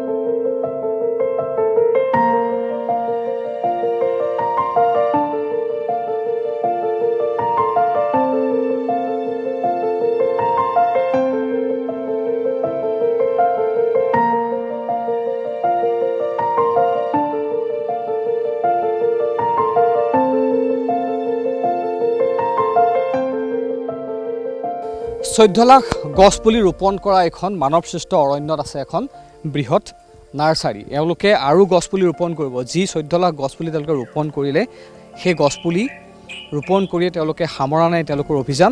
তেওঁলোকে এই বৃহৎ এখন নাৰ্চাৰী আছে, আমি দেখুৱাম এই নাৰ্চাৰীখন। এই নাৰ্চাৰীখনত বহু পুলি আছে। তাত কিমান পুলি আছে, কি কি গছ আছে আমাক এওঁ জনাব। ইয়াত আমি বহুত পুলি দেখিবলৈ পাইছোঁ। এখন বৃহৎ নাৰ্চাৰী আপোনালোকৰ। কিমানমান পুলি ইয়াত আছে? এতিয়ালৈকে কাউণ্টিং কৰা হোৱা নাই। ইয়াত নাই বুলি 10-12 হাজাৰ পুলি বনোৱা হৈছে এতিয়ালৈকে। কি কি গছৰ পুলি আপোনালোকে ৰাখিছে? ইয়াত আমাৰ বহুত ধৰণৰ গছ আছে। সোণালী আছে, কঁঠাল আছে আৰু জাম, আনফালে আকৌ আপোনাৰ বনচম আছে, তিতাচাপ আছে, তিতানিম আছে, আৰু এনে খৈৰা আছে, বকুল, তাৰপিছত ছাল, এনেকুৱা পুলি আমি ইয়াত ৰখা হৈছে। এই পুলিখিনি ক'ৰ পৰা আনিছে? পুলি আমি নিজে গুটি দিওঁ। আচ্ছা, নিজৰ গুটি দি পেলাই ইয়াতে পুলিখিনি আপোনালোকে বনোৱা হৈছে। ক'ত দিব এইখিনি পুলি? আমি সেইটো পুলি য'ত নেকি খালী জেগা আছে তাতে অলপ অলপ ৰুই থাকোঁ।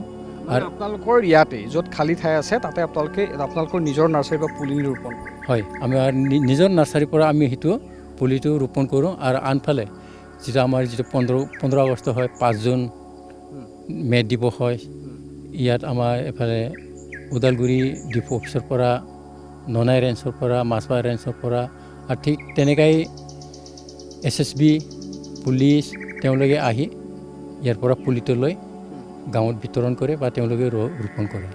বিভিন্ন যি কাৰ্যসূচী পালন কৰা হয় বিভিন্ন দিৱসত, সেই কাৰ্যসূচীসমূহত আপোনালোকৰ ইয়াৰ পৰা গছপুলি লৈ যায়। এই আপডাল কোনে কৰে? আপোনালোকে নিজে কৰে নে বেলেগ মানুহ ইয়াত আহে? আমি সেইটো যিটো আমি প্লাষ্টিকৰ মাটি ভৰাওঁ, সেইটো আমি লেবাৰ দিওঁ 3 টকা কৰি পেকেট, আৰু বাকী গুটি দিয়াও আমি লেবাৰেদি কৰোঁ। আৰু বাকী যিটো আমি পুলি দিওঁ, আমি বিনা পইচাতে ফ্ৰী দিওঁ। আৰু যিসকলে পাব্লিকে আহে, কোনোবা যদি ৰুবৰ কাৰণে ল'ব আহে, তেওঁলোকৰ পৰা আমি পইচা নলওঁ, বিনা পইচাই দি দিওঁ। তেনেকৈ মানে যি লেবাৰৰ কথা আপুনি ক'লে, বিভিন্ন লোক আহি ইয়াত আপোনালোক সহায় কৰি দিয়ে গছপুলি ৰোপণ কৰাৰ ক্ষেত্ৰত বা গছপুলি পেকেটিঙৰ ক্ষেত্ৰত। ক'ৰ পৰা আহে লোকসকল? আমাৰ ফৰেষ্টৰ ভিতৰতে আমি যেতিয়া ইয়াত 2003 আহিছিলোঁ, তাৰ আগৰ পৰাই তেওঁলোকে আছিলে বহপা কৰা আদিবাসী চাওতাল, তেওঁলোকে 12 ঘৰীয়া আছে। তেওঁলোকক আমি ইয়াৰ পৰা উচ্ছেদ কৰা নাই, তেওঁলোকক আমি ইয়াতে লেবাৰ হিচাপে ব্যৱহাৰ কৰোঁ। ইয়াতে আমাৰ বাগান ভিতৰতে ফৰেষ্ট ভিতৰতে আছে আৰু তেওঁলোক আমি লেবাৰ হিচাপে ৰাখিছোঁ। কিমান বিঘা ভূমিত আপোনালোকে এই নাৰ্চাৰীখন কৰিছে? আমাৰ এই নাৰ্চাৰীটো আমাৰ ডেৰ বিঘা আছে, ইয়াতে আমি নাৰ্চাৰীটো বনাই থাকোঁ। অৰণ্যৰ ভিতৰতে আপোনালোকে 1.5 বিঘা মাটিত নাৰ্চাৰী কৰিছে, অৰ্থাৎ অৰণ্যখনত যিমান খালী ঠাই আছে সেই খালী ঠাইসমূহ এনেই থাকিবলৈ নিদিয়ে।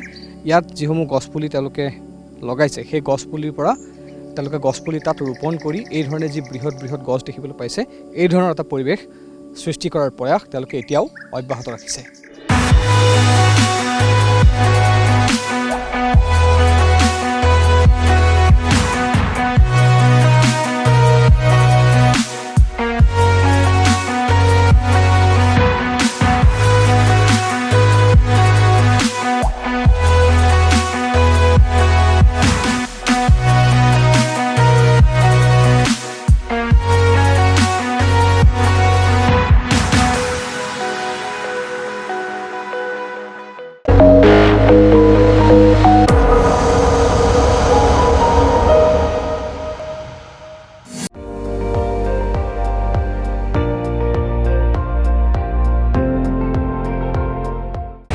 আপুনি চাই আছে ND24, সৰ্বশ্ৰেষ্ঠ নহয় সৰ্বোত্তমৰ দৌৰত।